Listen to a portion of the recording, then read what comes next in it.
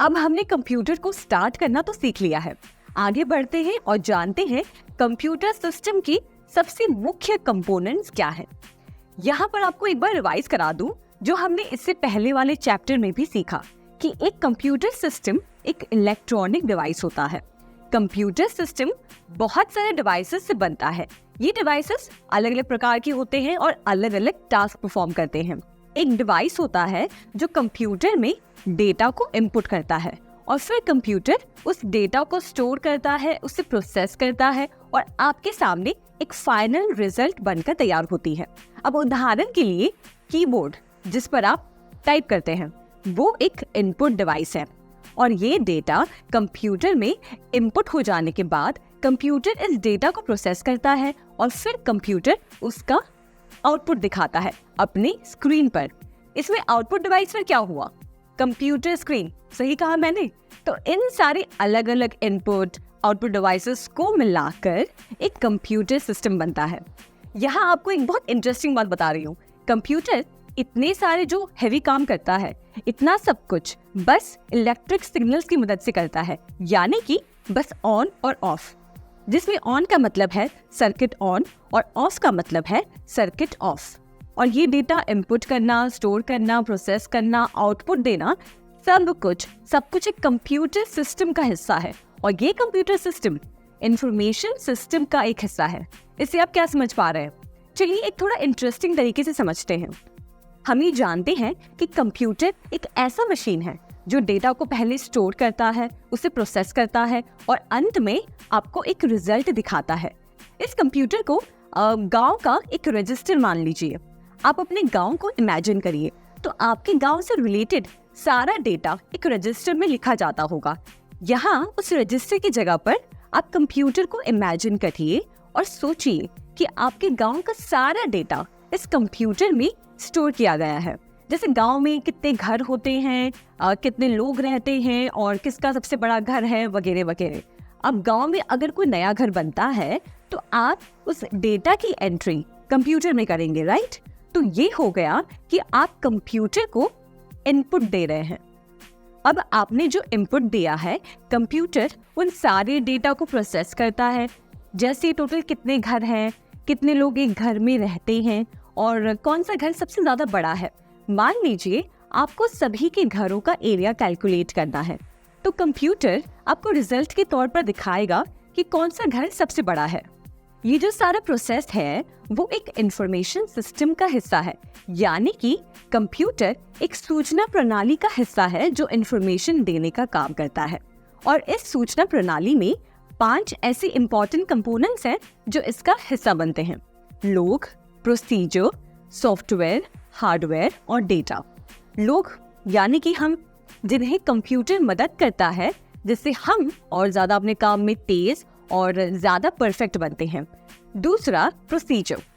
Procedure में computer को use करने का और कैसे और किस तरह से वो हमें रिजल्ट देगा, ये सारा सब कुछ रूल्स और इंस्ट्रक्शंस के आधार पर होता है, जिसे कंप्यूटर एक्सपर्ट्स ने लिखा है।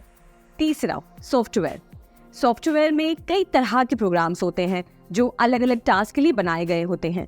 इन प्रोग्राम्स में रूल्स लिखे हुए होते हैं जो कंप्यूटर को बताते रहते हैं कि कोई एक टास्क कैसे परफॉर्म करना है। चौथा हार्डवेयर, जो सॉफ्टवेयर की हेल्प लेकर अपने टास्क परफॉर्म करता है, जैसे कि माउस, कीबोर्ड, मॉनिटर, प्रोसेसर और मेमोरी डिवाइसेस। और पांचवा डेटा। और डेटा वो है जो हम कंप्यूटर को देते हैं। जैसे पहले एक एग्जाम्पल में हमने कंप्यूटर को हमारे गांव का डेटा दिया। इसमें हर तरह का डेटा आता है। वो एक इमेज हो सकता है, नंबर्स के रूप में हो सकता है, साउंड हो सकती है, इन शॉर्ट कोई भी तरह का डेटा। तो ये थे इंफॉर्मेशन सिस्टम के कंपोनेंट्स। तो अभी तक इस चैप्टर में हमने क्या सीखा? कंप्यूटर ऑन कैसे करते हैं, कंप्यूटर सिस्टम क्या होता है और कैसे कंप्यूटर इंफॉर्मेशन सिस्टम का एक हिस्सा है। अब कंप्यूटर सिस्टम का अर्थ तो हमने समझ लिया है कि अच्छा, हम एक डिवाइस से इनपुट देते हैं और प्रोसेसर उसे प्रोसेस करता है और एक आउटपुट डिवाइस उसे प्रेजेंट करता है। ये सारा काम, ये सारा प्रोसेस हार्डवेयर कंपोनेंट्स करते हैं। या यूं कह लें कि अगर हार्डवेयर कंपोनेंट्स है तो कंप्यूटर है, अगर हार्डवेयर कंपोनेंट्स नहीं तो कंप्यूटर भी नहीं। अब इतने इंपॉर्टेंट कंपोनेंट्स हैं, इसके बारे में पता तो जरूर होना चाहिए कि आखिर इसमें कौन सी चीजें आती हैं, कौन से कंपोनेंट्स आते हैं। अब चैप्टर के इस सेक्शन में हम हार्डवेयर के बारे में थोड़ी और बातें कर लेते हैं, एकदम आसान तरीके से। हार्डवेयर वो सिंपल शब्द है जो हमारे कंप्यूटर सिस्टम की उन चीजों को डिस्क्राइब करता है जो हम देख सकते हैं, छू सकते हैं या यूज कर सकते हैं। ऐसे कंपोनेंट्स को हम इनपुट, आउटपुट, स्टोरेज और प्रोसेसिंग कंपोनेंट्स में डिवाइड कर सकते हैं। ये वो फिजिकल पार्ट्स हैं जो हमारे कंप्यूटर का एक हिस्सा तो जरूर है, पर सीपीयू का इंटरनल हिस्सा नहीं है, और इन्हें हम पेरिफेरल डिवाइसेस कहते हैं। अगर हम अपने कंप्यूटर के मेटल केस के अंदर देखें तो वहाँ प्रोसेसर, मेन और सेकेंडरी मेमोरी, पावर सप्लाई और सपोर्ट करने वाले हार्डवेयर होते हैं। ये सभी कंपोनेंट्स कंप्यूटर के मेन सर्किट बोर्ड, जिसे मदरबोर्ड कहा जाता है, उससे कनेक्टेड होते हैं। और पावर सप्लाई का काम बड़ी हद तक इस पावर सप्लाई कंपोनेंट्स के द्वारा होता है। और सभी पेरिफेरल डिवाइसेस जैसे कीबोर्ड, मॉनिटर, इन सब को हम कनेक्टर के माध्यम से मेटल केस के पीछे कनेक्ट करते हैं। तो बताइए, एक कंप्यूटर सिस्टम के मुख्य हार्डवेयर कंपोनेंट्स क्या हुए? Processor, input device, output device, main memory और सेकेंडरी मेमोरी। इन कंपोनेंट से मिलकर हमारा कंप्यूटर काम करता है। और इसमें प्रोसेसर जो सबसे इम्पोर्टेंट काम करता है। वैसे तो सारे ही इम्पोर्टेंट काम करते हैं, पर प्रोसेसर कंप्यूटर का सबसे मेन हिस्सा है। इसे ऐसे समझिए कि प्रोसेसर एक इलेक्ट्रॉनिक डिवाइस होता है जो सिलिकॉन के छोटे छोटे स्क्वायर से बना होता है, और एक स्क्वायर में हजारों छोटे छोटे इलेक्ट्रिकल पार्ट्स होते हैं। अब ये प्रोसेसर एक स्मार्ट ऑर्गेनाइजर का काम करता है, मतलब इसके पास इतने सारे ट्रांजिस्टर्स होते हैं जिनकी मदद से प्रोसेसर सिस्टम में बेसिक कंप्यूटिंग करता है और डायरेक्टली या इनडायरेक्टली सबको कंट्रोल करता है। इसलिए इसे सेंट्रल प्रोसेसिंग यूनिट या फिर सीपीयू भी कहते हैं।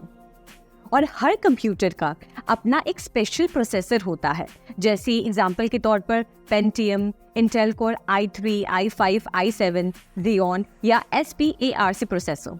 ये प्रोसेसर्स कंप्यूटर का दिमाग होते हैं जो सबको ऑर्गेनाइज करके रखने में मदद करते हैं।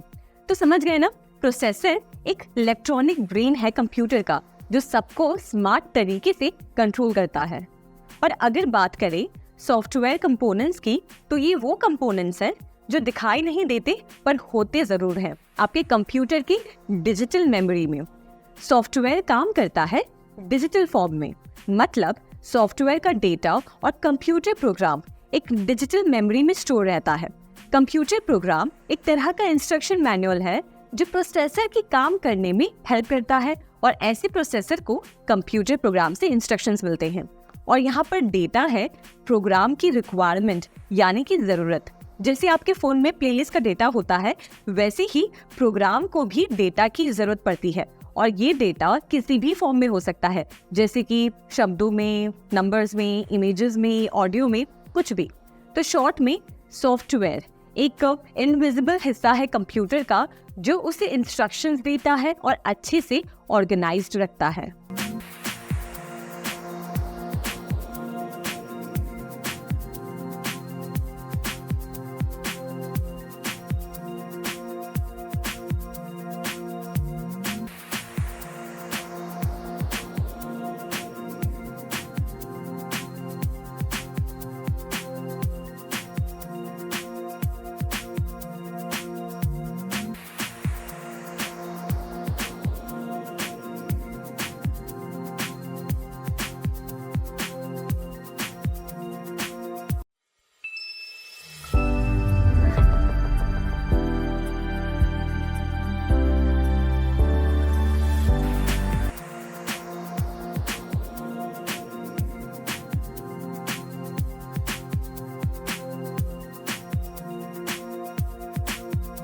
अब तक हमने हर तरह के इनपुट डिवाइसेस के बारे में जाना। अब बारी है आउटपुट डिवाइसेस की। तो सबसे पहला आउटपुट डिवाइस जो हम कवर करेंगे वो है मॉनिटर, या यूं कह लें कि आपके कंप्यूटर का स्क्रीन। जो भी आउटपुट कंप्यूटर तैयार करता है उसका फाइनल रिजल्ट आप किस पर देखते हैं? मॉनिटर पर देखते हैं। दो टाइप के मॉनिटर्स होते हैं, एक होते हैं CRT मॉनिटर्स और दूसरे होते हैं फ्लैट पैनल मॉनिटर्स। सबसे पहले CRT मॉनिटर्स के बारे में जानते हैं। CRT यानी कि कैथोड रे ट्यूब मॉनिटर्स कुछ साल पहले यूज हुआ करते थे, पर आज आप इनको शायद ही कहीं पर देखेंगे। आज इनको फ्लैट स्क्रीन मॉनिटर्स ने रिप्लेस कर दिया है। भले ही आज CRT मॉनिटर्स यूज में नहीं है, पर शुरुआत तो इन्हीं से हुई थी, तो इसके बारे में हमें थोड़ी बहुत नॉलेज तो जरूर होनी चाहिए। तो इसलिए चलिए CRT मॉनिटर्स के बारे में जानते हैं। ये monitor cathode ray tube technology का इस्तेमाल करते थे। ये एक डब्बे के आकार में आते थे। आज भी ये मॉनिटर्स आपको कहीं ना कहीं देखने मिलेंगे। अब ये CRT मॉनिटर्स काम कैसे करते थे, अब वो सुनिए। ये मॉनिटर एक डब्बे के शेप के आकार के होते थे और इनको CPU से कनेक्ट किया जाता था। इस डब्बे के अंदर एक पिक्चर ट्यूब होती थी जो डिस्प्ले क्रिएट करती थी, यानी कि स्क्रीन पर इमेज क्रिएट करती थी। इस मॉनिटर के अंदर एक इलेक्ट्रॉन गन होता था जो एक कैथोड रे ट्यूब के जरिए स्क्रीन पर एक पिक्चर क्रिएट करने के लिए इलेक्ट्रॉन्स को शूट करता था। ये पिक्चर अलग अलग कलर्स और पिक्सेल्स के बने होते थे। CRT मॉनिटर्स का एक विशेष फीचर था उनकी डेप्थ और साइज। आज की LCD मॉनिटर से अगर हम तुलना करें तो ये बहुत बड़े होते थे, एक डब्बे के आकार के। इनका रेजोल्यूशन भी आज की LCD मॉनिटर्स के मुकाबले बहुत कम होता था।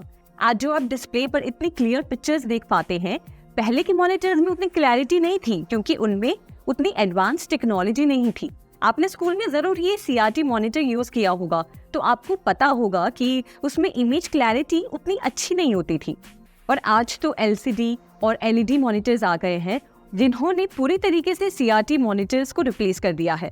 जैसे होता है ना, हर एक इन्वेंशन का एक वक्त होता है। जैसे कोई नई टेक्नोलॉजी या कोई नया इन्वेंशन आता है तो पुरानी वाली सोसाइटी में से मिट ही जाती है। वैसा ही हुआ CRT मॉनिटर्स के साथ। पर CRT मॉनिटर्स भी उस समय के हिसाब से काफी अच्छा परफॉर्मेंस देते थे। LCD और LED मॉनिटर्स तो अब आए हैं। इससे पहले हम सब CRT मॉनिटर्स पे ही सारे टास्क करते थे ना, गेमिंग, डिजाइनिंग, कैलकुलेशन, ब्राउजिंग, सब कुछ आसानी से CRT मॉनिटर्स पे कर पाते थे। क्या आपको पता है CRT मॉनिटर्स की इमेज क्वालिटी 800x600 और 1024x760 हुआ करती थी। ये पिक्सल साइज आज के मुकाबले में बहुत कम है, इसलिए CRT मॉनिटर्स पर इमेजेस काफी धुंधली सी दिखती थी। पर एक कमाल की बात है कि इनका जो रिफ्रेश रेट था काफी हाई हुआ करता था, जिससे मोशन ग्राफिक्स और वीडियोस फोटोज की तुलना में ज्यादा स्मूथ और क्लियर दिखते थे। अब चलिए CRT मॉनिटर्स के बारे में तो हमने जान लिया। अब जानते हैं कि आज के ज़माने में जो मॉनिटर्स यूज होते हैं, यानी कि flat panel monitors. Flat panel monitors के नाम से ही आप समझ रहे होंगे कि ये वो मॉनिटर्स हैं जो पतले होते हैं, यानी कि डब्बे के आकार के नहीं होते हैं। इनका सबसे इम्पोर्टेंट हिस्सा LCD होता है, जिसे कहते हैं लिक्विड क्रिस्टल डिस्प्ले। तो आप जानते हैं कि LCD स्क्रीन्स आखिर काम कैसे करते हैं। तो ये समझिए कि LCD स्क्रीन एक लिक्विड क्रिस्टल लेयर से बनी होती है। एक लेयर होती है जो इलेक्ट्रिक करंट से कंट्रोल होती है, और इस लिक्विड क्रिस्टल लेयर के पीछे एक बैकलाइट होती है जहां से रोशनी हमेशा जलती रहती है। जब आप टीवी ऑन करते हैं तो होता क्या है कि यहाँ से जब रोशनी लिक्विड क्रिस्टल पर टच होती है तो आपको अपने सामने पिक्चर्स और जो भी वीडियोस होते हैं वो कलर में दिखते हैं। LCD स्क्रीन की एक ड्रॉबैक है कि वो उतना अच्छा कॉन्ट्रास्ट नहीं दे पाते हैं। मतलब समझिए कि जहाँ पे इमेजेस या वीडियो में जहाँ पे ब्लैक पार्ट है या थोड़ा सा डार्क पार्ट है, वहाँ पे भी लाइट जलती रहती है, तो उतना कॉन्ट्रास्ट लेवल उतना अच्छा नहीं मिल पाता। और अब LCDs में एक लेटेस्ट टेक्नोलॉजी आ गई है जिसे कहते हैं TFT, यानी कि थिन फिल्म ट्रांजिस्टर्स। ये हर एक पिक्सल को कंट्रोल करते हैं, जिससे स्क्रीन पर इमेज एकदम शार्प नजर आती है और बेहतर नजर आती है, जो पहले LCDs में बहुत धुंधली नजर आती थी। अब LCD का एक एडवांस वर्जन मान लीजिए LED, जिसमें समझिए कि LCD के पीछे LED बैकलाइट लगा होता है जो LCD पैनल को रोशनी और एनर्जी प्रोवाइड करता है।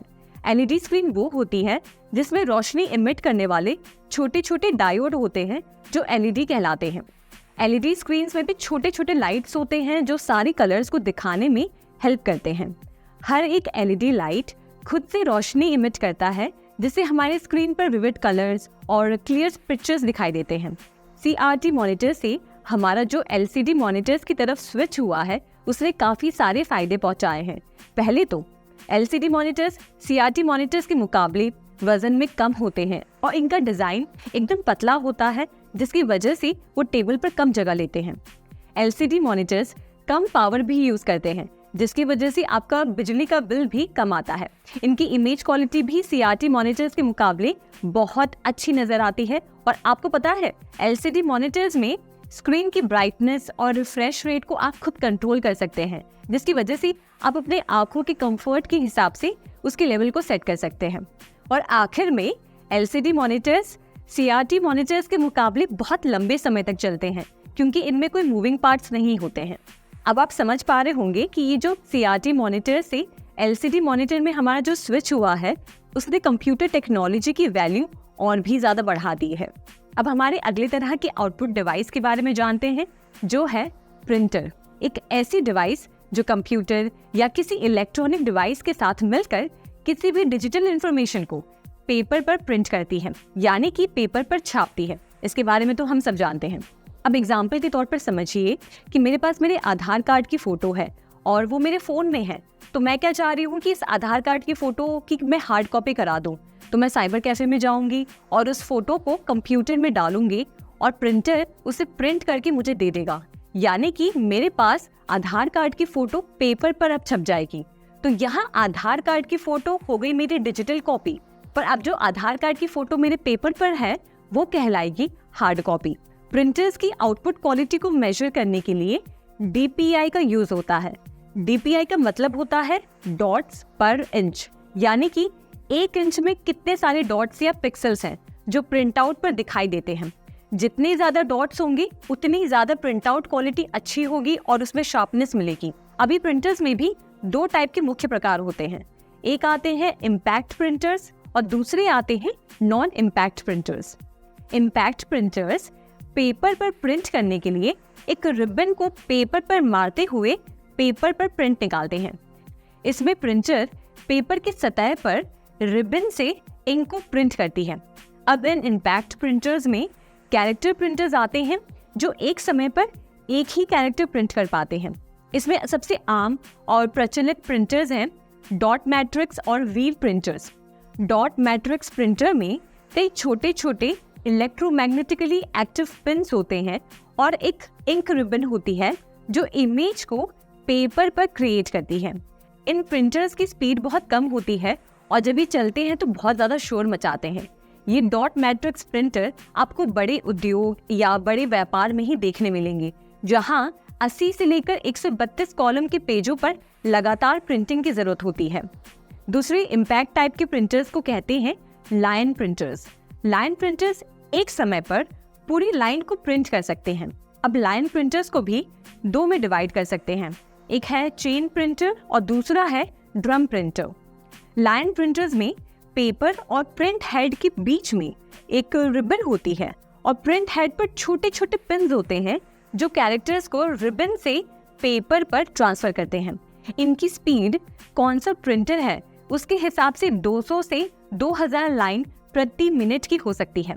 इसका मतलब ये प्रिंटर्स बहुत तेजी से प्रिंट करते हैं, पर इनका एक ड्रॉबैक है कि जितनी तेजी होती है उतना ही ये क्वालिटी नहीं दे पाते हैं और बहुत ज़्यादा शोर भी मचाते हैं। चलिए अब दूसरे टाइप के प्रिंटर्स पर आते हैं, जिन्हें कहते हैं नॉन इम्पैक्ट प्रिंटर्स। अब इन नॉन इम्पैक्ट प्रिंटर्स की बात करें तो ये पेपर के कांटेक्ट में आए बिना पेपर पर प्रिंटिंग कर सकते हैं। प्रिंट करने के लिए इनमें इंक स्प्रे, हीट एप्लीकेशन या लेजर का इस्तेमाल किया जाता है। कुछ नॉन इम्पैक्ट प्रिंटर्स हैं इंकजेट प्रिंटर्स, लेजर प्रिंटर्स और thermal printers. Inkjet printers print करने के लिए लिक्विड इंक का इस्तेमाल करते हैं। इनमें एक छोटी सी नोक होती है जिसमें से लिक्विड इंक की बूंदें पेपर पर गिरती रहती हैं, जिससे पेपर पर इमेज या टेक्स्ट प्रिंट होकर निकलती है।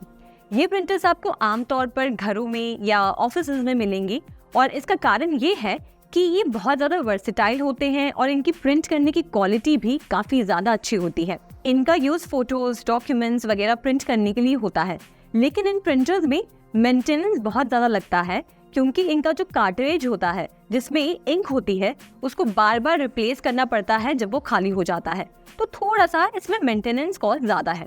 अब दूसरे टाइप के नॉन इम्पैक्ट प्रिंटर्स पर आते हैं, जिन्हें कहते हैं लेजर प्रिंटर्स। लेजर प्रिंटर्स एक ऐसे तरह के प्रिंटर्स हैं जो प्रिंट करने के लिए लाइट और टोनर पाउडर का इस्तेमाल करते हैं। लेजर प्रिंटर्स में एक लाइट होती है जो पेपर पर बहुत तेजी से मूव करती है और टोनर और पाउडर को चिपका देती है जहां पर कैरेक्टर्स प्रिंट करने हैं, जिससे एक टेक्स्ट या इमेज पेपर पर प्रिंट होकर निकलती है। ये लेजर प्रिंटर्स स्पेशली ऑफिसेज में यूज होते हैं क्योंकि इनकी प्रिंटिंग स्पीड काफ़ी ज़्यादा होती है।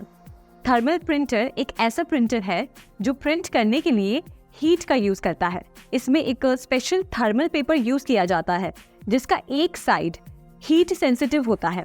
थर्मल प्रिंटर्स हीट से थर्मल पेपर पर कैरेक्टर्स को प्रिंट करते हैं। इसमें कोई इंक या टोनर की ज़रूरत नहीं होती है। थर्मल प्रिंटर्स अक्सर रिसीट प्रिंटर्स या बिलिंग मशीन्स में देखे जाते हैं जहां छोटे छोटे डॉक्यूमेंट्स को प्रिंट करने की ज़रूरत होती है। थर्मल प्रिंटर्स की एक बहुत ही खास बात है कि वो एकदम साइलेंट तरीके से काम करते हैं, मतलब जब वो प्रिंट करते हैं तो बिल्कुल भी आवाज़ नहीं आती। लेकिन इनकी प्रिंट आउट की क्वालिटी थोड़ी सी कम होती है कंपेयर टू इंकजेट या लेजर प्रिंटर्स। ओवरऑल इनका इस्तेमाल छोटे प्रिंट्स या इंस्टेंट प्रिंट्स के लिए होता है। हर तरह के प्रिंटर्स के बारे में हमने जान लिया। अब आगे बढ़ते हैं हमारी बाकी आउटपुट डिवाइसेस की तरफ। प्लॉटर एक स्पेशल टाइप का प्रिंटर होता है जो डिटेल्ड और लार्ज स्केल ड्राइंग्स या डिज़ाइंस को प्रिंट करने के लिए यूज़ किया जाता है। ये ड्राइंग्स या डिज़ाइंस बहुत बड़े साइज के होते हैं, जैसे कि आर्किटेक्चरल प्लान्स, इंजीनियरिंग ब्लूप्रिंट्स या कोई और कॉम्प्लेक्स डिज़ाइंस। प्लॉटर एक पेन या मार्कर को कंट्रोल करता है जो पेपर पर चलता रहता है। इमेजिन करिए कि एक रोबोट पेन को उठाकर पेपर पर मूव करता है और डिज़ाइंस क्रिएट कर रहा है। प्लॉटर ड्राइंग्स को बहुत ही एक्यूरेटली और डिटेल तरीके से प्रिंट कर सकते हैं और इसमें किसी भी साइज का पेपर यूज़ किया जा सकता है। इसलिए जब भी किसी बड़े प्रोजेक्ट का ब्लूप्रिंट बनाना होता है और जिसमें बहुत सारी डिटेल्स और प्रिसीशन की ज़रूरत होती है तो वहाँ पर ये प्लॉटर का इस्तेमाल होता है।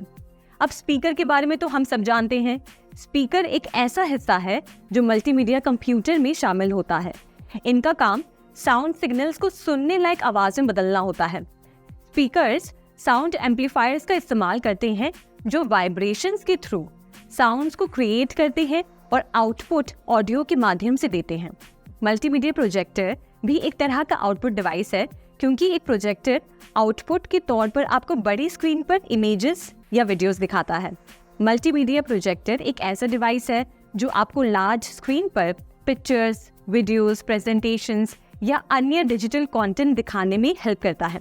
इसका यूज़ आप अपने कंप्यूटर, डीवीडी प्लेयर या अन्य इलेक्ट्रॉनिक डिवाइस से कनेक्ट करके कर सकते हैं। ये प्रोजेक्टर एक ब्राइट लाइट इमिट करता है जिसे लेंस के थ्रू फोकस किया जाता है और फिर वो लाइट एक स्क्रीन पर बड़ी इमेज को डिस्प्ले करती है। जैसे कि आप मूवी थिएटर्स में देखते हैं, वैसे ही मल्टीमीडिया प्रोजेक्टर घर पर या ऑफिस में भी बड़ी स्क्रीन पर कंटेंट देखने के लिए इस्तेमाल किया जाता है। इसके इस्तेमाल से आप मीटिंग्स, प्रेजेंटेशंस, मूवीज या गेम्स को बड़ी स्क्रीन पर खेल सकते हैं। ये मल्टीमीडिया प्रोजेक्टर्स पोर्टेबल भी होते हैं जिसे आप कहीं पे भी ले जा सकते हैं।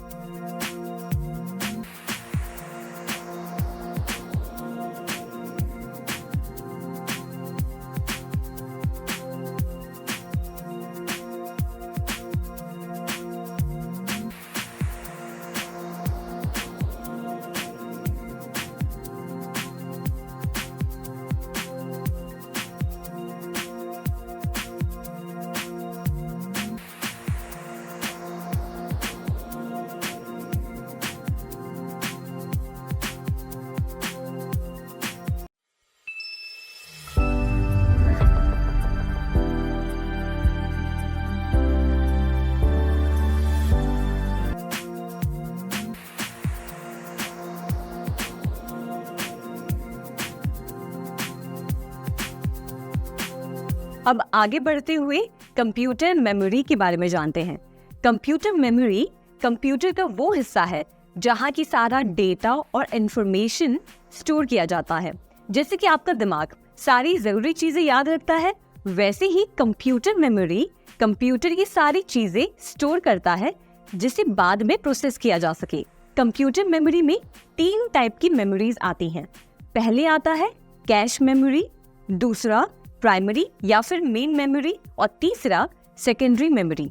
तो चलिए इन मेमोरीज के बारे में विस्तार में जानते हैं। सबसे पहले बात करते हैं कैश मेमोरी की। कैश मेमोरी को समझने के लिए चलिए एक सिंपल एनालॉजी इस्तेमाल करते हैं। मान लो आप कुछ स्पेसिफिक बुक्स पढ़ने के लिए रोज लाइब्रेरी जा रहे हैं, लेकिन हर बार लाइब्रेरी जाने में आपका बहुत सारा वक्त जाया हो रहा है, तो आप क्या करेंगे? आप वही बुक्स अपने घर पर लाकर उसकी एक शेल्फ बना देंगे, राइट? यही काम कैश मेमोरी करता है। ये एक बहुत तेज सेमीकंडक्टर मेमोरी है जो सीपीयू और मेन मेमोरी के बीच में होती है। इसमें वो डेटा और प्रोग्राम्स स्टोर होते हैं जो सीपीयू को फ्रीक्वेंटली चाहिए होते हैं। जैसे ही आप कोई प्रोग्राम चलाते हैं या कोई डेटा एक्सेस करते हैं, वो इंफॉर्मेशन टेम्पररी बेसिस पे कैश मेमोरी में स्टोर हो जाती है। कैश मेमोरी की स्पीड बहुत तेज होती है और इसमें डेटा को एक्सेस करने में बहुत कम समय लगता है कंपेयर टू मेन मेमोरी। इसका बेसिक आइडिया ये है कि जब आप कुछ यूज कर रहे होते हैं तो आप उसको अपने पास लाने में टाइम वेस्ट ना करें, बल्कि अपने पास रख कर तुरंत एक्सेस कर सके। लेकिन कैश मेमोरी के भी कुछ लिमिटेशंस हैं। सबसे पहले लिमिटेड कैपेसिटी। कैश मेमोरी की कैपेसिटी लिमिटेड होती है, मतलब ज्यादा डेटा वो स्टोर नहीं कर पाती। दूसरा एक्सपेंसिव। इसकी कॉस्ट भी बहुत ज्यादा होती है कंपेयर टू मेन मेमोरी या सेकेंडरी मेमोरी। तो कैश मेमोरी का बेसिक काम है सीपीयू को वो डेटा जल्दी प्रोवाइड करना जो वो फ्रीक्वेंटली यूज करता है। अब दूसरे टाइप की मेमोरी की बात करते हैं, जो है primary memory. Primary memory computer का वो डेटा स्टोर करती है जो प्रेजेंट में यूज हो रहा है। यानी कि अगर समझिए आपने अपना लैपटॉप या कंप्यूटर बंद कर दिया, पावर ऑफ कर दिया, तो वो सारा डेटा डिलीट हो जाएगा। प्राइमरी मेमोरी सेमीकंडक्टर डिवाइसेस से बनती हैं, जैसे कि इंटीग्रेटेड सर्किट्स जो सिलिकॉन बेस्ड ट्रांजिस्टर से बनते हैं। अब प्राइमरी या मेन मेमोरी में दो टाइप की मेमोरीज आती हैं। सबसे पहले रैम यानी कि रैंडम एक्सेस मेमोरी, और दूसरा रोम यानी कि रीड ओनली मेमोरी। रैम एक वॉलेटाइल मेमोरी होती है, यानी कि ये बस डेटा वही स्टोर कर पाती है जो प्रेजेंट सिचुएशन में यूज हो रही है। एक बार अगर आपने अपना डिवाइस पावर ऑफ किया तो वो सारा डेटा लूज कर देती है। और रोम यानी कि रीड ओनली मेमोरी एक नॉन वॉलेटाइल मेमोरी है जो डेटा को परमानेंटली स्टोर करके रखती है। एग्जाम्पल के तौर पर फ्लैश मेमोरी, पी रोम यानी कि प्रोग्रामेबल रोम, और ईपी रोम यानी कि इरेजेबल प्रोग्रामेबल रोम। डेटा और इंस्ट्रक्शंस जो प्रोसेस करने के लिए इम्पोर्टेंट हैं वो मेन मेमोरी में रहते हैं। चलिए अब रैंडम एक्सेस मेमोरी यानी कि रैम को और विस्तार में समझते हैं। रैम कंप्यूटर की वो मेमोरी है जिसे आप रीड या राइट कर सकते हैं। यहाँ यूजर इंफॉर्मेशन पढ़ने के साथ साथ लिख भी सकता है। जब कोई लोकेशन रैम में स्पेसिफाई होती है तो आप उस तक आसानी से पहुंच सकते हैं। रैम को रैंडम एक्सेस इसलिए कहा जाता है क्योंकि अगर आपको मेमोरी सेल का एड्रेस पता है तो आप सीधे उस मेमोरी सेल तक पहुंच सकते हैं। सपोज आप एक गेम खेल रहे हैं और गेम के इंस्ट्रक्शंस, ग्राफिक्स और करंट स्टेट, जैसे कि आपका कैरेक्टर किस पोजीशन पे खड़ा है, सब कुछ रैम में टेम्पररी बेसिस पे स्टोर होता है। अब इसी बीच अगर समझिए कि आप कोई दूसरा एप्लीकेशन खोलते हैं, जैसे कि कोई डॉक्यूमेंट फाइल खोलते हैं, तो ये ऐप का सारा डेटा रैम में स्टोर हो जाता है, जिससे कि आप इन दोनों ऐप्स के बीच में यानी कि अपने गेम और डॉक्यूमेंट फाइल के बीच में कभी भी स्विच कर सकते हैं। लेकिन याद रखें, जब आप कंप्यूटर को बंद करते हैं यानी पावर ऑफ करते हैं तो सारा डेटा ये रैम का गायब हो जाता है। इसलिए रैम एक टेम्पररी स्टोरेज डिवाइस है जो सिर्फ करंट टास्क को ही स्टोर करता है। स्टोरेज सेल्स जो कि कई ट्रांजिस्टर से बने होते हैं वो डेटा को स्टोर कर सकते हैं। रैम के भी दो प्रकार है, पहला है डायनेमिक रैम और दूसरा है स्टैटिक रैम। डी रैम और एस रैम में फर्क है क्योंकि डी रैम को समय समय पर रिफ्रेश करना पड़ता है। एस रैम डी रैम से फास्ट और महंगा होता है। एस रैम आमतौर पर सीपीयू कैश के लिए यूज किया जाता है, जबकि डी रैम को मेन मेमोरी के लिए यूज किया जाता है। और कुछ टाइप्स के रैम्स होते हैं। ईडीओ रैम यानी कि extended data output RAM. EDO RAMs में आप किसी भी मेमोरी लोकेशन तक पहुंच सकते हैं। ये 256 इंफॉर्मेशन बाइट्स लैचेस में स्टोर करते हैं। फिर आते हैं SD RAM, synchronous data output RAM. ये रैम चिप्स उसी क्लॉक रेट का उपयोग करते हैं जो CPU करता है। फिर आते हैं DDR SD RAM, double data rate SD RAM. ये रैम डेटा का ट्रांसमिशन क्लॉक के दोनों किनारों पर करते हैं। अब आगे बढ़ते हुए दूसरे टाइप की मेमोरी के बारे में बात करते हैं, जो है रोम, यानी कि रीड ओनली मेमोरी। रोम एक नॉन वोलेटाइल मेमोरी है जो डेटा और इन्फॉर्मेशन को परमानेंटली स्टोर करती है। पावर ऑफ हो जाने के बाद भी ये डेटा को इरेज नहीं करती है। रोम का यूज किसी भी डेटा को स्थायी रूप से स्टोर करने के लिए किया जाता है। रोम पर जो भी स्टोर्ड इंफॉर्मेशन होती है उसे बदला नहीं जा सकता, यानी कि जो भी इंफॉर्मेशन होती है वो फिक्स्ड रहती है। रोम में 3 प्रकार की मेमोरीज होती हैं। सबसे पहले PROM, यानी कि प्रोग्रामेबल रीड ओनली मेमोरी। इसमें क्या स्टोर किया जाएगा वो एक यूजर डिसाइड करता है। यूजर्स परमानेंट प्रोग्राम्स को स्टोर कर सकते हैं। दूसरा है EPROM, यानी कि इरेजेबल PROM। EPROM पर स्टोर्ड इंफॉर्मेशन को 15 मिनट में UV किरणों के सामने रखकर मिटाया जा सकता है। तीसरा है फ्लैश मेमोरी। फ्लैश मेमोरी एक प्रकार का नॉन वोलेटाइल स्टोरेज टेक्नोलॉजी है जो इंफॉर्मेशन को स्टोर या रिट्रीव करने के लिए इस्तेमाल होती है। इसमें डेटा को इलेक्ट्रिकली इरेज या प्रोग्राम किया जा सकता है। फ्लैश मेमोरी एक ट्रांजिस्टर मेमोरी का उपयोग करती है, जिसकी वजह से इनमें हाई पैकिंग डेंसिटी होती है और ये कम बिजली खर्च करते हैं और ज़्यादा भरोसेमंद होते हैं। फ्लैश मेमोरी का यूज़ अक्सर portable devices, memory cards, USB drives और सॉलिड स्टेट ड्राइव्स में होता है। अब दूसरी टाइप की मेमोरी है सेकेंडरी मेमोरी। सेकेंडरी मेमोरी एक एक्सटर्नल मेमोरी होती है जिसे नॉन वोलेटाइल मेमोरी भी कहते हैं। ये मेन मेमोरी के मुकाबले थोड़ा स्लो होती है। इसका इस्तेमाल डेटा और इंफॉर्मेशन को परमानेंट तौर पर स्टोर करने के लिए किया जाता है। CPU सीधे इस मेमोरी को इस्तेमाल नहीं करता है, बल्कि इससे इनपुट और आउटपुट रूटीन्स के थ्रू एक्सेस करता है। सेकेंडरी मेमोरी के कंटेंट्स को सबसे पहले मेन मेमोरी में ट्रांसफर किया जाता है, फिर CPU उसे यूज कर सकता है। सेकेंडरी मेमोरी की कुछ क्वालिटीज हैं। सबसे पहले ऑप्टिकल और मैग्नेटिक मेमोरी। ये ऑप्टिकल और मैग्नेटिक टेक्नोलॉजी का इस्तेमाल करते हैं। इसमें डेटा को लाइट यानी कि ऑप्टिकल या मैग्नेटिक फील्ड्स यानी कि मैग्नेट के थ्रू स्टोर किया जाता है। बैकअप मेमोरी, इसका यूज बैकअप मेमोरी के रूप में होता है। जब आप अपने इम्पोर्टेंट डेटा को सेफ रखना चाहते हैं तो इसे बैकअप के रूप में इस्तेमाल किया जाता है। परमानेंट स्टोरेज, इसमें डेटा परमानेंटली स्टोर रहते हैं, यानी कि जब भी पावर ऑफ हो तो भी डेटा लूज नहीं होता।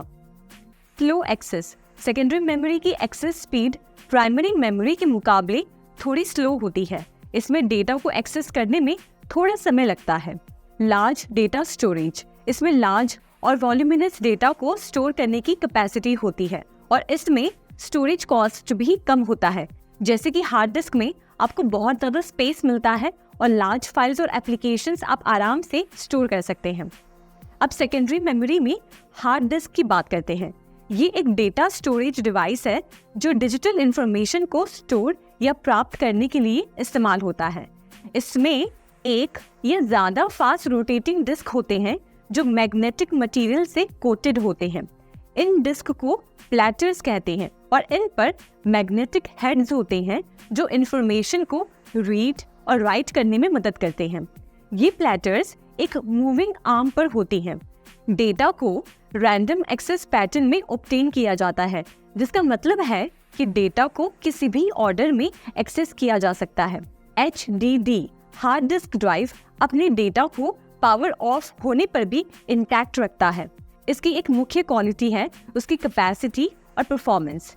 1 TB यानी कि 1 टेराबाइट डिस्क ड्राइव 1000 गीगाबाइट्स यानी कि 1000 GB के बराबर होता है, जिसमें 1 GB में 1 बिलियन बाइट्स होते हैं। डिस्क ड्राइव की परफॉर्मेंस डेटा रेट जैसे पैरामीटर्स के हिसाब से मेजर होती है, जो बताती है कि दिए गए समय में कितना डेटा रिट्रीव किया जा सकता है। अब दूसरे टाइप की सेकेंडरी मेमोरी के बारे में बात करते हैं, जो है ऑप्टिकल डिस्क। ऑप्टिकल डिस्क एक गोलाकार प्लेटर्स होते हैं जो अलग अलग साइजेस और स्टोरेज कैपेसिटीज में अवेलेबल होते हैं। जो सीडी होती है ना, वही एक ऑप्टिकल डिस्क कहलाती है। सबसे प्राचीन ऑप्टिकल डिस्क में वॉर्म CDR, CDRW, DVD और ब्लू रे डिस्क शामिल हैं। अब इसमें हम वॉर्म डिस्क या CD रिकॉर्डेबल डिस्क के बारे में जानते हैं।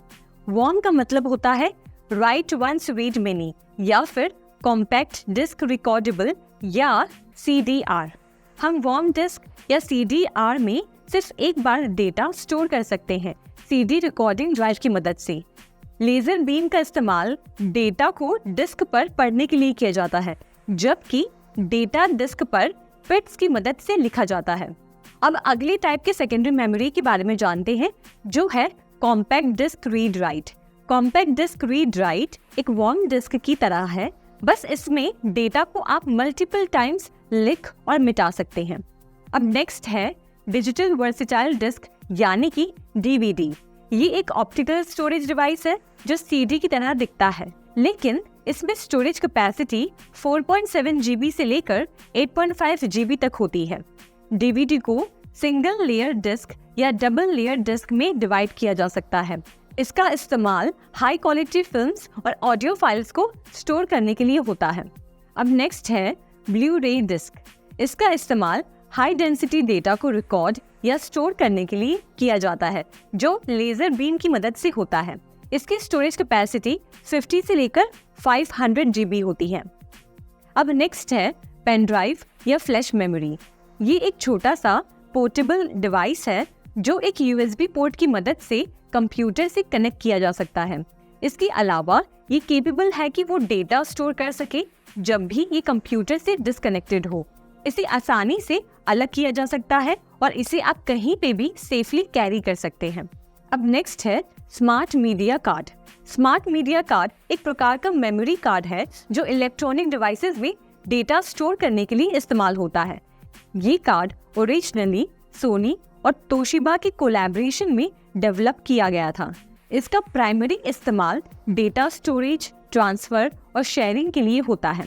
ये कार्ड कॉम्पैक्ट और लाइट वेट होता है, इसलिए इसे अक्सर डिजिटल कैमरास और अदर पोर्टेबल डिवाइसेस में यूज किया जाता है।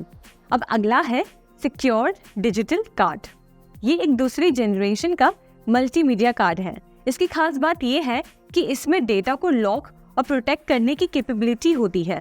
इसमें 2 वेरिएंट्स होते हैं। सबसे पहला है माइक्रो SD कार्ड।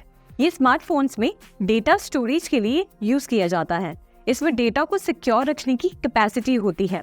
और दूसरा है मिनी SD कार्ड। ये माइक्रो SD कार्ड से छोटा होता है और उसके सारे क्वालिटीज भी रखता है।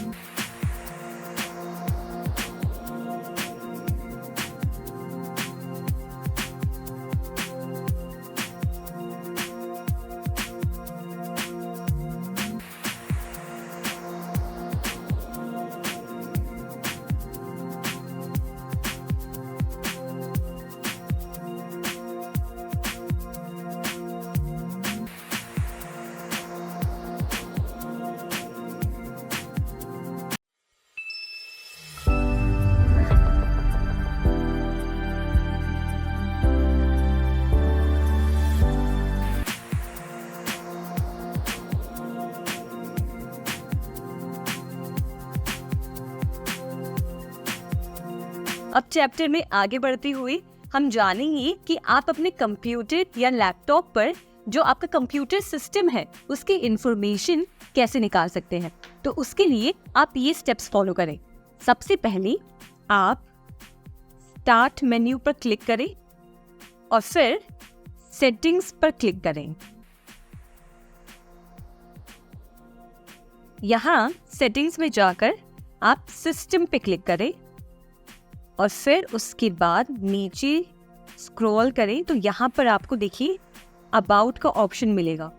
अबाउट पे आप क्लिक करेंगे तो आपको यहाँ पे अपने लैपटॉप या आपके कंप्यूटर सिस्टम के बारे में सारी जानकारी मिल जाएगी, जैसे कि प्रोसेसर कौन सा है, यहाँ देखिए प्रोसेसर का नाम दिया गया है, फिर इसमें रैम कौन सा है, डिवाइस की ID क्या है, और सारी डिटेल इन्फॉर्मेशन, इवन यहाँ पे विंडोज़ 11 का कौन सा वर्जन है, ये भी सारी इन्फॉर्मेशन इसमें दी गई है।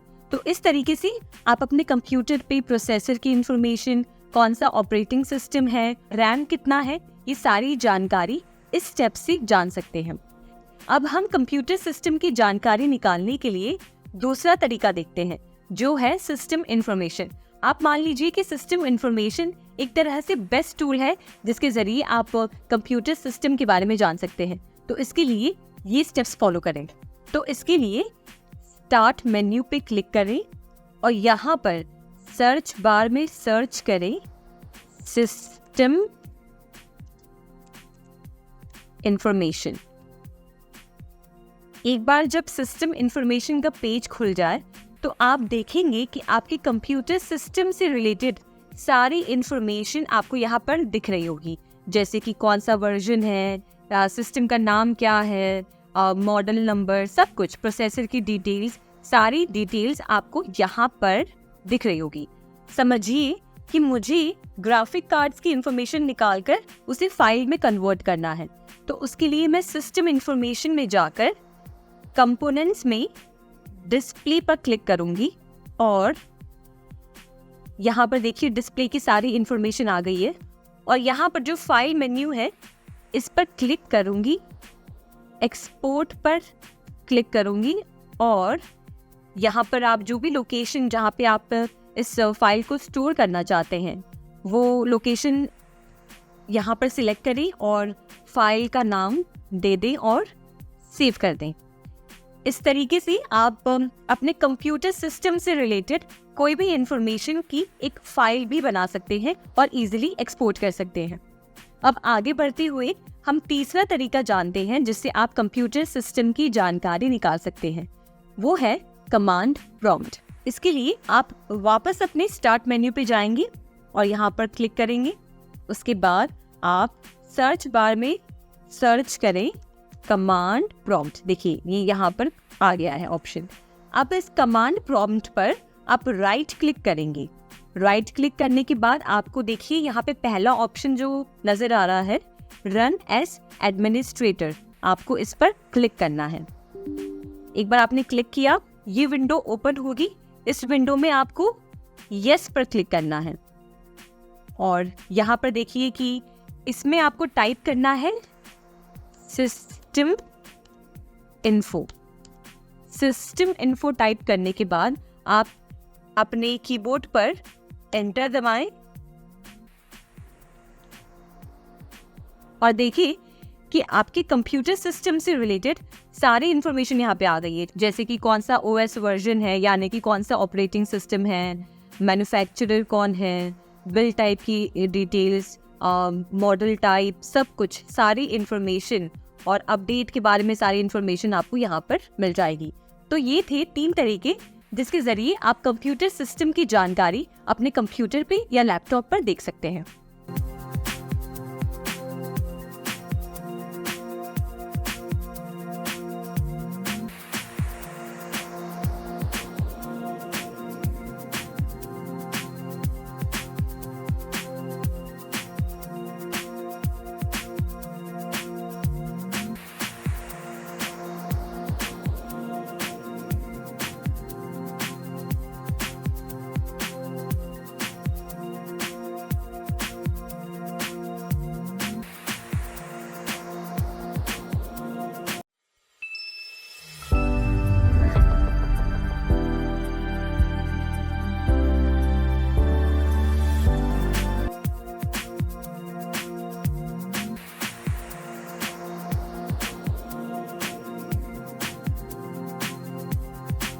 अब हम शुरू करते हैं सेकंड चैप्टर के साथ, जिसका नाम है कंप्यूटर सिस्टम।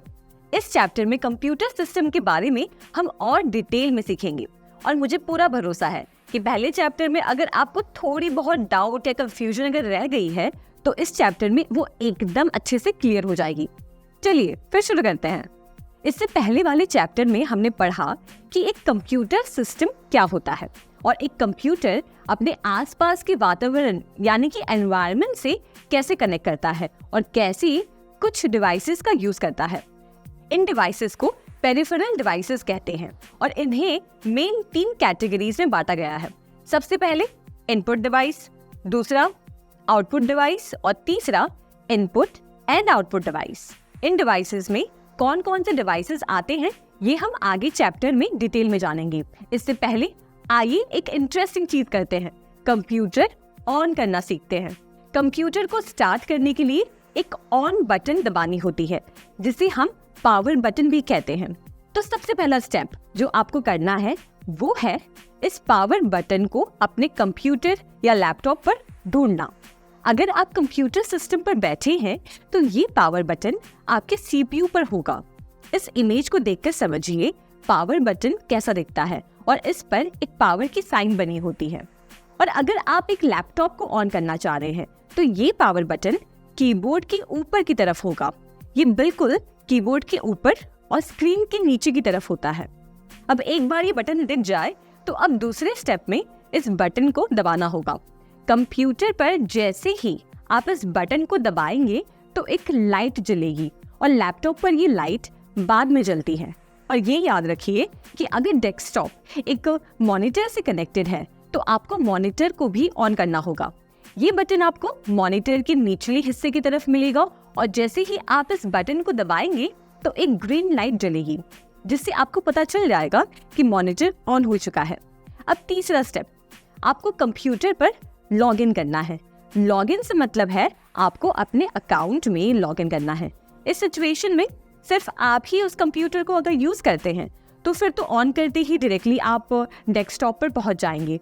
पर अगर जिस कंप्यूटर सिस्टम पर आप लॉग इन करना चाह रहे हैं वो एक पब्लिक कंप्यूटर है, जैसे आप कोई लाइब्रेरी या साइबर कैफे में जाकर कंप्यूटर यूज करना चाह रहे हैं, तो वो कंप्यूटर ऑलरेडी आपसे पहले बहुत सारे लोग यूज कर रहे होंगे और उनके अकाउंट्स उसमें लॉग इन होंगे जिसमें अलग अलग यूजर्स के अकाउंट्स आपको दिखेंगे। यहाँ आपको इन्हीं की तरह अपना भी एक अकाउंट बनाना होगा जिसके लिए आप उस कंप्यूटर के ओनर की हेल्प ले सकते हैं। इंस्ट्रक्शंस फॉलो करके आप अपना अकाउंट बनाएं और फिर कंप्यूटर आपको अपना पासवर्ड एंटर करने के लिए कहेगा। अपना पासवर्ड एंटर करते ही आप अपने डेस्कटॉप पर पहुंच जाएंगे।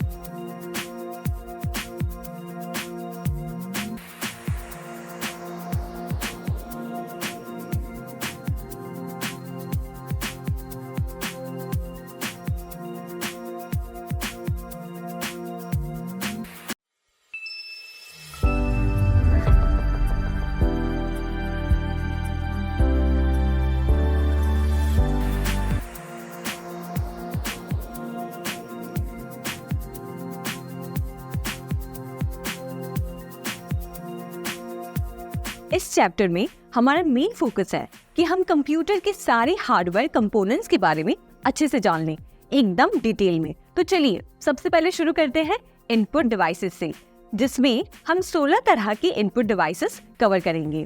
तो आइए सबसे पहले शुरू करते हैं कीबोर्ड से। सुना है ना इसके बारे में आपने, देखा भी होगा।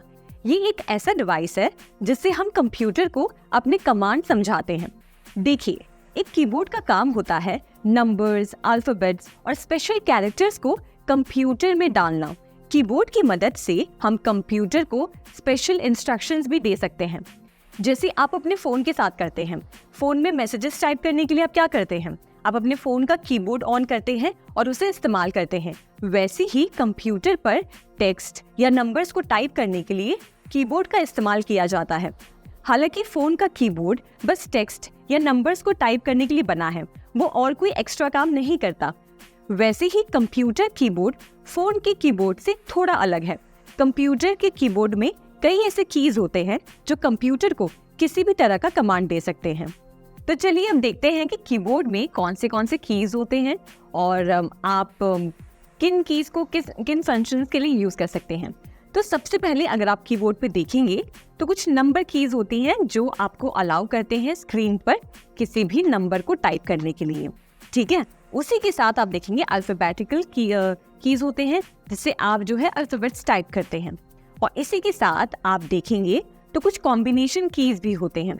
जैसे फॉर एग्जांपल अगर हम कंट्रोल और ऑल्ट की बात करें तो इन दोनों को कॉम्बिनेशन कीज कहा जाता है। ये बाकी कीज के साथ मिलकर कंप्यूटर में कोई फंक्शन परफॉर्म करते हैं। तो कंट्रोल और ऑल्ट हमारी कॉम्बिनेशन कीज हो गए।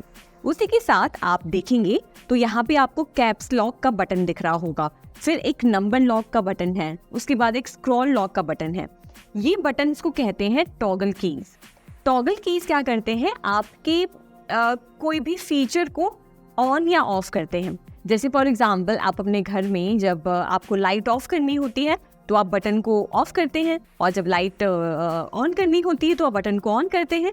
वैसे ही कीबोर्ड में अगर आपको कैप्स लॉक ऑन करना है, यानी कि अगर आपको जो आप टेक्स्ट टाइप कर रहे हैं उसे कैपिटल फॉर्म में करना है तो उसके लिए आप कैप्स लॉक को ऑन करते हैं, और अगर आपको कैप्स लॉक को टर्न ऑफ करना है तो आप जब इस बटन को एक बार प्रेस करते हैं तो ऑटोमेटिकली वो टर्न ऑफ हो जाता है। इसी के साथ नंबर लॉक और स्क्रॉल लॉक भी एक तरह का टॉगल की है, जिसमें हम नंबर को लॉक करने के लिए, यानी कि नंबर कीज को लॉक करने के लिए और नंबर कीज को वापस ऑन करने के लिए यूज करते हैं। इसी के साथ आइए मैं आपको कुछ शॉर्टकट कीज बताती हूँ जो आपको अक्सर यूज में आएंगे। सबसे पहले अगर आपको अपनी स्क्रीन पर जो भी टेक्स्ट है या जो भी डेटा है उन सभी को एक साथ सिलेक्ट करना है, तो उसके लिए या तो आप माउस का सिलेक्ट कर सकते हैं, माउस को ले जाकर आप ड्रैग करेंगे तो सारा जो इन्फॉर्मेशन है वो सिलेक्ट हो जाएगा, या फिर आप एक शॉर्टकट की का इस्तेमाल कर सकते हैं। आप बस जाके प्रेस करेंगे Ctrl+A, और जैसे ही आप Ctrl+A प्रेस करेंगे आप देखेंगे कि आपके स्क्रीन पर जो भी डेटा था वो एक साथ सिलेक्ट हो गया है। इसी के साथ मान लीजिए अगर आपको कोई टेक्स्ट, कोई एक लाइन या पैराग्राफ को कॉपी करना है तो उसके लिए भी एक शॉर्टकट की है। जैसे फॉर एग्जांपल समझिए हमें इस पैराग्राफ को कॉपी करना है। अब इस पैराग्राफ को कॉपी करने के लिए हम या तो राइट क्लिक करके उसे कॉपी कर सकते हैं, या तो हम एक शॉर्टकट की इस्तेमाल कर सकते हैं। उसके लिए आप अपने कीबोर्ड पे प्रेस कर सकते हैं Ctrl+C। जैसे ही आप Ctrl+C प्रेस करते हैं जो टेक्स्ट है वो कॉपी हो जाता है, और जब आप इसे पेस्ट करना चाहते हैं तो आप आसानी से Ctrl+V दबाकर उस टेक्स्ट को वापस पेस्ट कर सकते हैं। तो ये है कुछ शॉर्टकट कीज जो आप इस्तेमाल कर सकते हैं आसानी से अपने काम को और तेज़ी से बढ़ाने के लिए और ज़्यादा सहूलियत के लिए। और फिर इसके बाद अगर आप किसी डॉक्यूमेंट को या किसी इमेज को या किसी भी फाइल को सेव करना चाहते हैं तो सेव करने के लिए भी एक शॉर्टकट की है। आप Ctrl+S दबाकर उस फाइल को डायरेक्टली सेव कर सकते हैं। उसी के साथ यहाँ पे जो आपको बड़ी सी जो की नज़र आ रही है, लंबी सी हॉरिजॉन्टल सी, इसे कहते हैं स्पेस बार। स्पेस बार से आप दो शब्दों के बीच में स्पेस रखते हैं। जैसे मान लीजिए अगर मैं स्क्रीन पर कुछ टाइप कर रही हूँ और मुझे ये दो शब्दों के बीच में स्पेस रखना है, स्पेस बार का इस्तेमाल करके मैं दो शब्दों के बीच में स्पेस रख सकती हूँ। और आप जब कुछ टाइप कर रहे हैं और आपको दूसरी लाइन में जाना है तो दूसरी लाइन में जाने के लिए आप डायरेक्टली एंटर की दबाएंगे तो आप देखेंगे कि आप नेक्स्ट लाइन में पहुँच रहे हैं। उसी के साथ अगर आप कुछ डिलीट करना चाहते हैं टेक्स्ट के मामले में तो आप बैक स्पेस दबाकर उस टेक्स्ट को डिलीट कर सकते हैं, और आप डायरेक्टली डिलीट बटन भी यूज़ कर सकते हैं। अगर आप देखेंगे आपके कीबोर्ड पे एक डिलीट बटन होगा, इसका इस्तेमाल करके आप डिलीट कर सकते हैं। और कीबोर्ड पे और हमें मिलते हैं एरो कीज़। एरो कीज से आप क्या कर सकते हैं, आप ऊपर नीचे लेफ्ट राइट आप जो है अपने कर्सर को मूव कर सकते हैं। ये कीज तब इस्तेमाल किए जाते हैं तब जब समझ लीजिए कि आप माउस यूज़ नहीं कर रहे हैं या आपका माउस वर्क नहीं कर रहा है, तो स्क्रीन पे नेविगेट करने के लिए आप इन एरो कीज का इस्तेमाल करते हैं। इसी के साथ साथ अगर आप कीबोर्ड पे देखेंगे तो आपको कई सारे सिंबल्स मिलते हैं, जिसमें आप देखेंगे ये हैशटैग का साइन, डॉलर का साइन, परसेंटेज एंड स्टार, और अलग अलग ब्रैकेट्स और मैथमेटिकल सिंबल्स भी हैं जो आप इस्तेमाल करते हैं टाइपिंग के लिए। इसी के साथ हमने देखा कि कीबोर्ड में आपको कैसे कैसे कीज़ मिलते हैं और किन कीज़ का इस्तेमाल करके आप कौन सा फंक्शन परफॉर्म कर सकते हैं। अब अगली टाइप का इनपुट डिवाइस है पॉइंटिंग डिवाइसेस। पॉइंटिंग डिवाइसेस का यूज होता है कर्सर को स्क्रीन पर मूव करने के लिए ग्राफिकल यूजर इंटरफेस में। अब आप सोच रहे होंगे कि कर्सर क्या होता है। अब इसे इस तरीके से समझिए कि आपको अपने स्मार्टफोन पर फोटोज की कोई फाइल ओपन करनी है या फिर कोई टास्क करना है, तो आप कैसे करते हैं? आप अपने फोन को अनलॉक करते हैं और जहां पर आपको कोई फाइल खोलनी हो उस पर आप टैप करते हैं, जिससे वो ओपन हो जाता है। क्योंकि हमारे फोन ज्यादातर टच स्क्रीन होते हैं। आज लैपटॉप्स में भी टच स्क्रीन की टेक्नोलॉजी आ गई है, पर आमतौर पर सारे कंप्यूटर्स और लैपटॉप्स टच स्क्रीन नहीं होते हैं। तब काम आता है ये कर्सर। कर्सर एक छोटा इंडिकेटर होता है जो आपके कंप्यूटर स्क्रीन पर चलता है। जैसे जैसे आप माउस को हिलाते हैं या मूव करते हैं, वैसे वैसे कर्सर भी वहाँ मूव करता रहता है। जब आप स्क्रीन पर किसी आइटम को माउस से क्लिक करते हैं, जैसे कोई फाइल या लिंक, तो कर्सर उस जगह पर पहुंचकर उस आइटम को सिलेक्ट करता है। और पॉइंटिंग डिवाइसेस का यूज इस कर्सर को कंट्रोल करने के लिए होता है, जिससे आप अपने कंप्यूटर पर कुछ भी क्लिक कर सकते हैं या ऑपरेट कर सकते हैं। अलग अलग तरह की पॉइंटिंग डिवाइसेस होते हैं, जैसे mouse, touch pad, track point, track ball और जॉयस्टिक। तो चलिए इन सब डिवाइसेस को एक एक करके जानते हैं। सबसे पहले माउस। माउस एक ऐसा डिवाइस है जो हमारे कंप्यूटर का सबसे अच्छा साथी है, क्योंकि हम कंप्यूटर को इसी के जरिए कंट्रोल करते हैं। माउस को एक ही हाथ से कंट्रोल करते हैं। इमेजिन करो, पहले के जमाने में माउस के नीचे एक छोटा सा बॉल हुआ करता था। उस बॉल के अंदर के रोलर्स गति को महसूस करते थे और फिर वो मूवमेंट को माउस के केबल के जरिए कंप्यूटर तक पहुंचा देते थे। थोड़ा सा टेक्निकल है, लेकिन इमेजिन करो, एक छोटा सा बॉल है, एक केबल है और कंप्यूटर के साथ कनेक्शन। लेकिन अब नए जमाने के माउस में ये बॉल नहीं होती है, बल्कि अब ये इस्तेमाल करते हैं लाइट और छोटे सेंसर्स। इन सेंसर्स की कमाल की बात होती है कि ये माउस को टेबल सरफेस के एक छोटे से सेक्शन से भी कंट्रोल कर सकते हैं, और वो भी पूरी तरीके से वायरलेस। हाँ जी, अब वायरलेस माउस आते हैं जो कंप्यूटर से रेडियो वेव्स के जरिए कनेक्टेड रहते हैं। और यही माउस के ऊपर एक स्क्रॉल व्हील होता है, जिससे आप पेज को ऊपर या नीचे कर सकते हैं। और माउस पर बटन्स भी होते हैं, और एक ट्रेडिशनल पीसी माउस में 2 बटन्स होते हैं, और एक मैकिन्टॉश माउस में, जिसे एप्पल ने इन्वेंट किया है, उसमें एक बटन हुआ करता था। तो ये हमने जान लिया माउस के बारे में। तो चलिए अब अगले डिवाइस में बढ़ते हैं। आजकल के मॉडर्न लैपटॉप्स में अब आप माउस यूज नहीं करते हैं, मतलब कर सकते हैं, पर वो ऑप्शनल है। अपने लैपटॉप पर अब आपको देखने मिलेगा कि कीबोर्ड से नीचे की तरफ एक फ्लैट सरफेस होती है और यूजर उस पर मूवमेंट करता है स्क्रीन पर क्लिक करने के लिए। ये एक तरह से समझिए कि जो हमारा ओरिजिनल माउस था वो अब फ्लैट सरफेस हो गया है। जैसे आप माउस को यूज करते हैं लेफ्ट और राइट क्लिक करके, वैसे ही इस टच पैड को आप टच करके मूव कर सकते हैं और लेफ्ट और राइट क्लिक कर सकते हैं।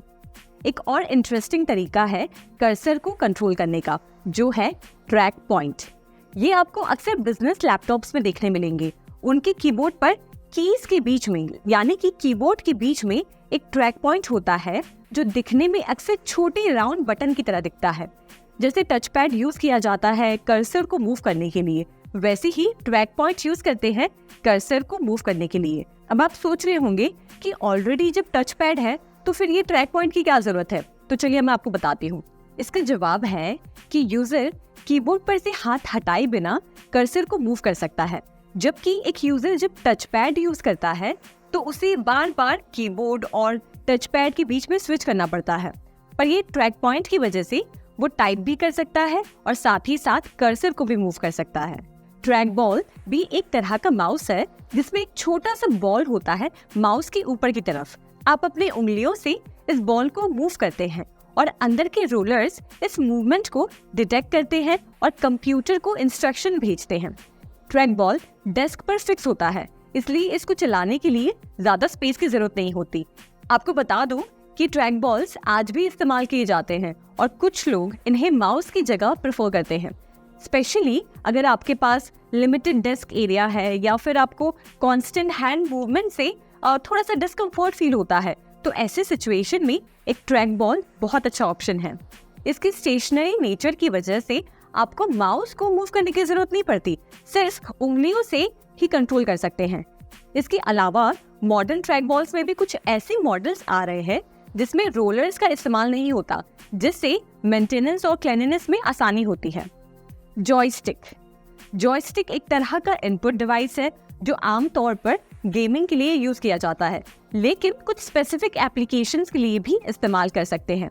ये एक छोटा सा कंट्रोलर होता है जिसे हाथ में होल्ड कर सकते हैं और इसमें यूजुअली एक से ज्यादा बटन्स होते हैं।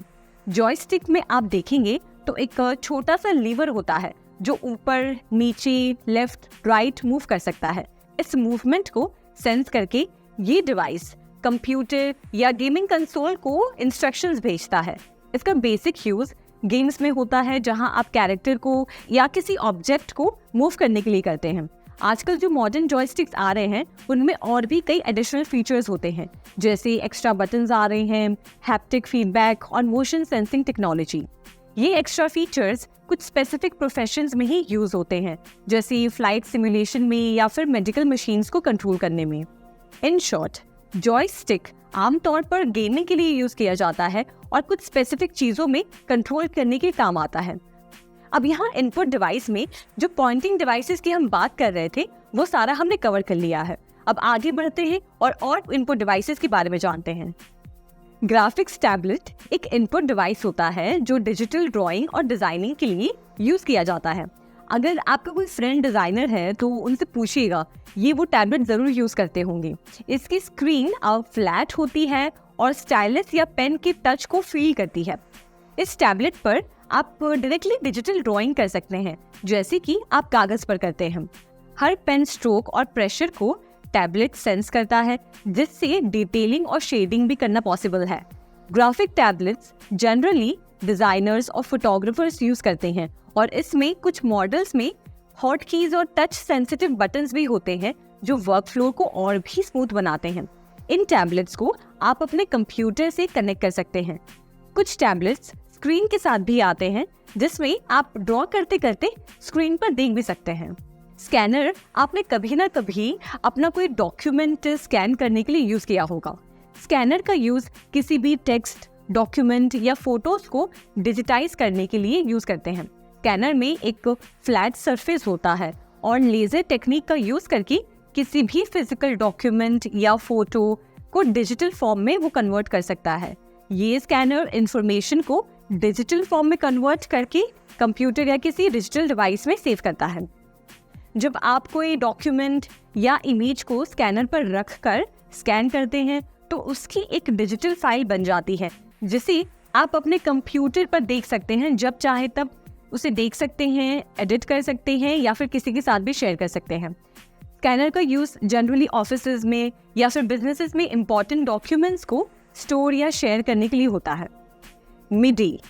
मिडी यानी कि म्यूजिकल इंस्ट्रूमेंट डिजिटल इंटरफेस एक कम्युनिकेशन प्रोटोकॉल है जो इलेक्ट्रॉनिक म्यूजिकल इंस्ट्रूमेंट्स, कंप्यूटर और दूसरे रिलेटेड डिवाइसेस के बीच में डेटा एक्सचेंज करने के लिए डिजाइन किया गया है।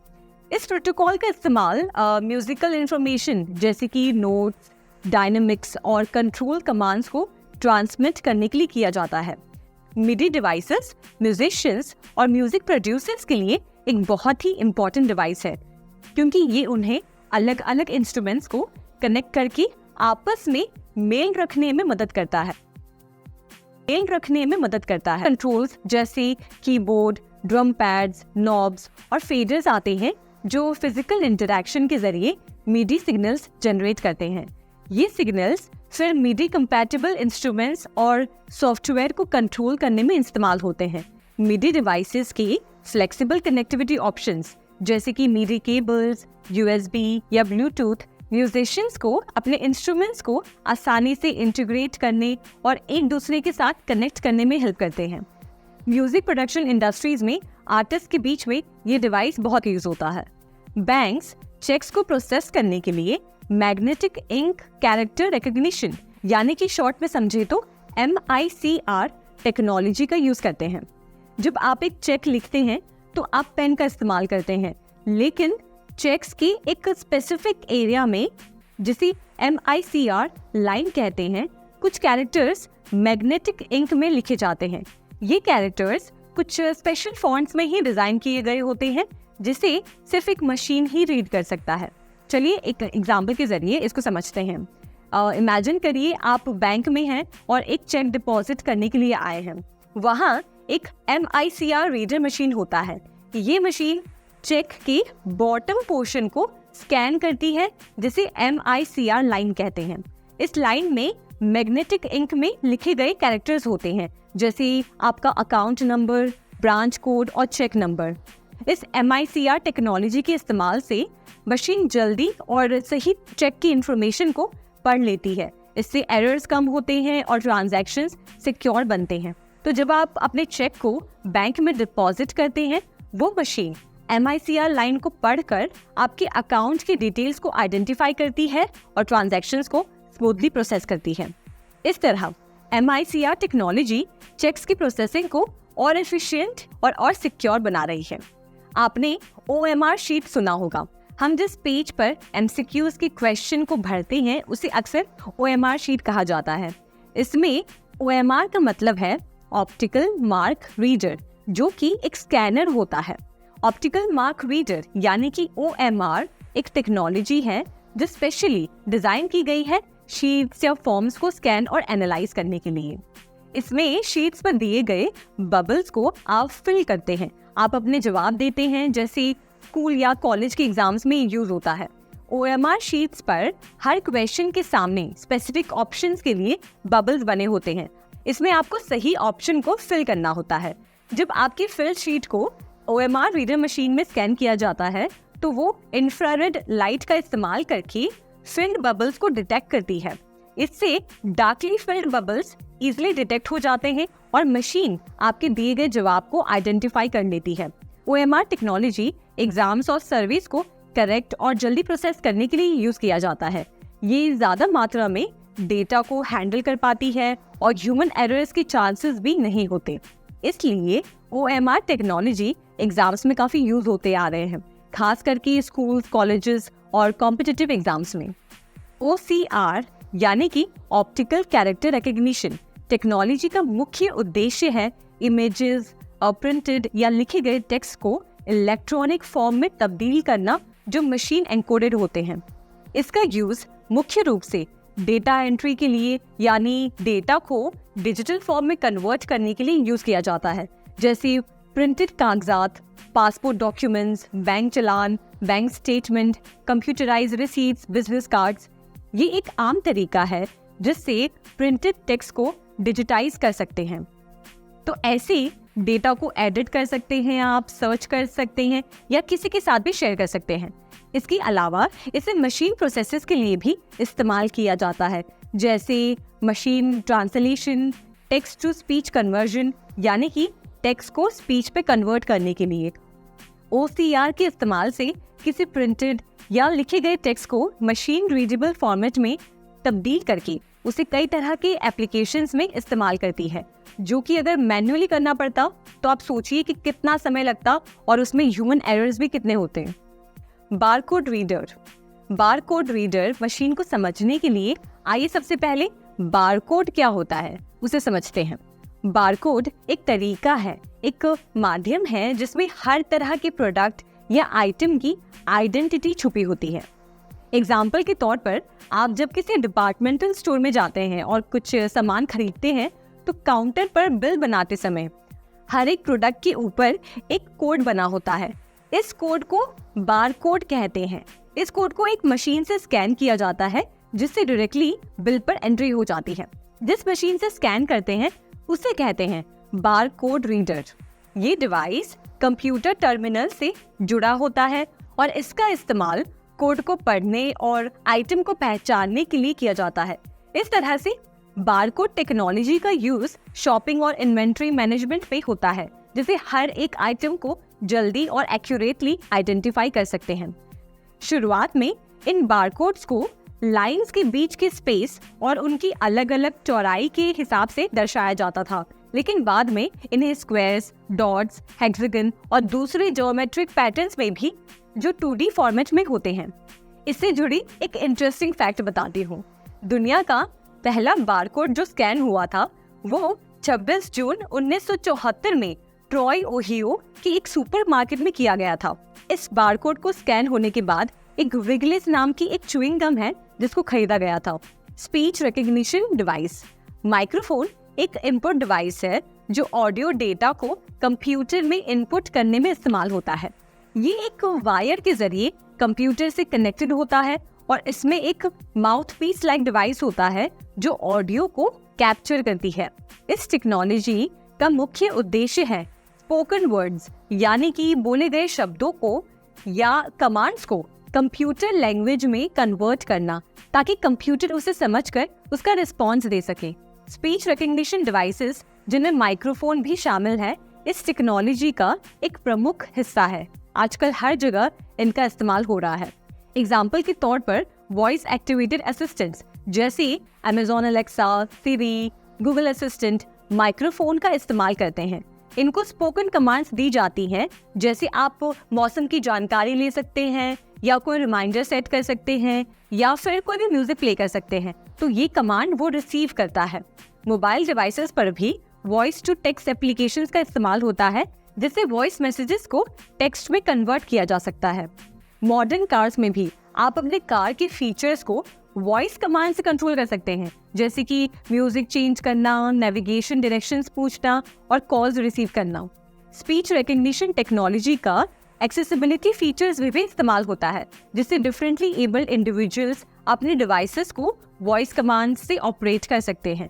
इस तरह से माइक्रोफोन और स्पीच रिकग्निशन टेक्नोलॉजी हमारे डेली लाइफ को और भी आसान बना रहे हैं। वेबकैम के बारे में तो हम सब जानते हैं।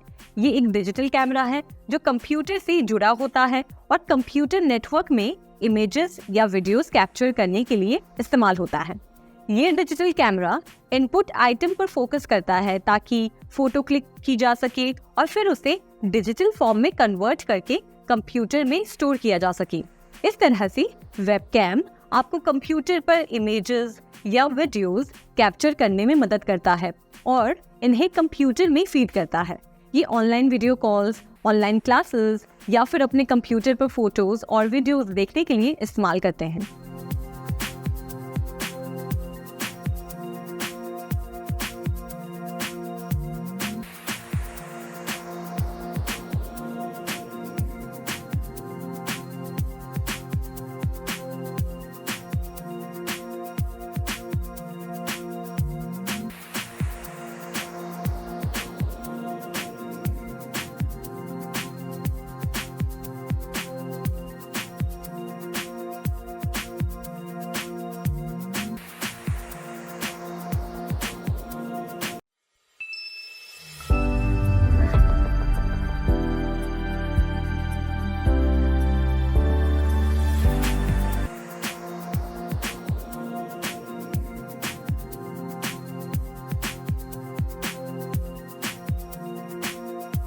अब चैप्टर में आगे बढ़ते हुए हम इनपुट आउटपुट डिवाइसेस के बारे में जानेंगे। अब ये इनपुट आउटपुट डिवाइसेस वो पेरिफेरल डिवाइसेस हैं जो एक साथ इनपुट का भी काम करते हैं और आउटपुट का भी काम करते हैं। अब इसमें कई तरह के डिवाइसेस आते हैं, पर हम फेमस वाले डिवाइसेस कवर करेंगे। सबसे पहले हम बात करेंगे फैक्स मशीन की। फैक्स मशीन के बारे में आपने सुना तो जरूर होगा, ये बहुत पहले यूज हुआ करता था, आजकल इसका कोई काम नहीं है। फैक्स मशीन एक सिंपल मशीन है जिसके थ्रू आप कोई भी डॉक्यूमेंट एक जगह से दूसरी जगह पे भेज सकते हैं। तो एक सिंपल एग्जांपल से समझिए उस समय में अगर मेरे पास एक फैक्स मशीन होता तो मैं क्या करती कि मैं अपने डॉक्यूमेंट को फैक्स मशीन के ऊपर रखती, वहां पर नंबर डायल करती जिस रिसीवर फैक्स मशीन को मुझे भेजना है। नंबर डायल करने के बाद मेरा जो फैक्स मशीन है वो उस डॉक्यूमेंट को स्कैन करेगा और फिर उसे मॉड्यूलेट करेगा, यानी कि सिग्नल फॉर्म में कन्वर्ट करेगा। उसके बाद वो सिग्नल टेलीफोन लाइंस के थ्रू रिसीवर फैक्स मशीन के पास पहुंचेगा और वहां पर रिसीवर फैक्स मशीन उस सिग्नल को डिमॉड्यूलेट करके एक उसकी हार्ड कॉपी यानी कि प्रिंट आउट निकाल कर दे देगा। तो उस समय में इतना आसान था किसी भी डॉक्यूमेंट को कहीं पर भी भेजना। तो इसकी आज जरूरत नहीं है क्योंकि आज हमारे पास ईमेल और इंटरनेट है जिसके जरिए हम डॉक्यूमेंट्स को कहीं पर भी भेज सकते हैं।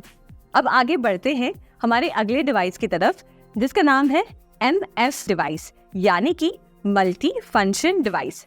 मल्टी फंक्शन डिवाइस से ही आप समझ पा रहे होंगे कि ये मल्टी लेवल काम कर सकता है, यानी कि प्रिंट भी कर सकता है, स्कैन भी कर सकता है, एक सर्वर भी बन सकता है, डॉक्यूमेंट कॉपी भी कर सकता है और भी तरह के काम कर सकता है। तो ये एक ऐसा डिवाइस होता है जो प्रिंटर का काम, डॉक्यूमेंट स्कैन करने का काम, कॉपियर का काम यानी कि डॉक्यूमेंट कॉपी करने का काम, फैक्स मशीन का काम और डॉक्यूमेंट सर्वर का काम एक साथ आप एक डिवाइस पे कर सकते हैं। तो इस वजह से आपको इतने सारे कामों के लिए अलग अलग मशीन खरीदने की जरूरत नहीं पड़ती। आप एक ही मशीन से ये सारे कार्य आसानी से कर सकते हैं। अब हमारे अगले डिवाइस की तरफ बढ़ते हैं जिसे कहते हैं मॉडेम। मॉडेम का फुल फॉर्म है मॉड्यूलेटर डीमॉड्यूलेटर।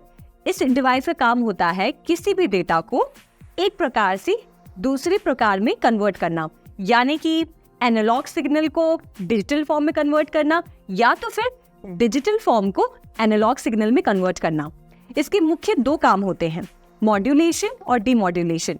मॉड्यूलेशन में क्या होता है कि समझिए आप कोई मेल भेज रहे हैं या फिर आप इंटरनेट ओपन कर रहे हैं, तो मॉडेम आपके डिजिटल डेटा को एनालॉग सिग्नल में कन्वर्ट करता है ताकि वो डेटा टेलीफोन लाइंस के थ्रू पास हो सके।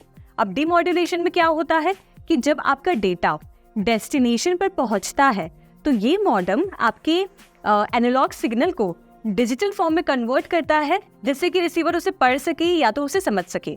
अब मॉडेम आपके घर में भी यूज होता होगा। समझिए जैसे आप कोई ब्रॉडबैंड कनेक्टिविटी लगवाते हैं तो इंटरनेट आपके घर पे किस तरीके से पहुंचती है, इस मॉडेम डिवाइस के जरिए ही पहुंचती है। अब इसका एक उदाहरण समझिए कि आपके घर या ऑफिस में ब्रॉडबैंड कनेक्टिविटी होगी, तो ये ब्रॉडबैंड कनेक्टिविटी में इंटरनेट का जो ट्रांसफर होता है वो एक मॉडेम डिवाइस से ही होता है।